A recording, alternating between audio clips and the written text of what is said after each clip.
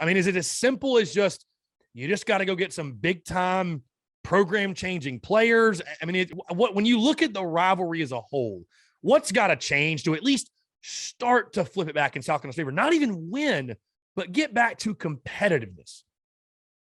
I don't even know that it's necessarily a mental edge. I really think it's just players.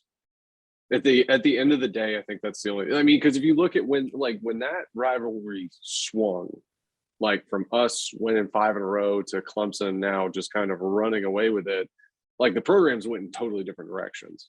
Right. So you get something back that's more on equal footing, where you have guys that can be competitive with the athletes that Clemson's brought in over the last decade. I mean, that's what's going to get you back to that spot. I don't even know that it's necessarily like a mental edge thing. I mean, sure, it could be, and you could argue that with pretty much what we saw from 09 to 13, where a lot of those Clemson teams, they had players that were definitely better than or equal to what we had on our sidelines, but I still think like we had better players during that run than they did. And I think that's what's going to flip it back, in addition to the fact they had, generational quarterbacks back to back that were helming that ship.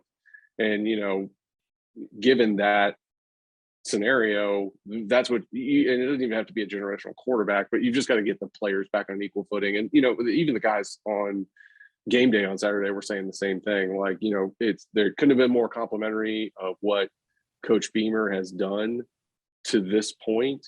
But, their comments in regards to the game is just basically South Carolina doesn't have the players to be competitive in this right now. They will, but they don't right now. And I think that's what you've seen over the last 7 years. And while you're good.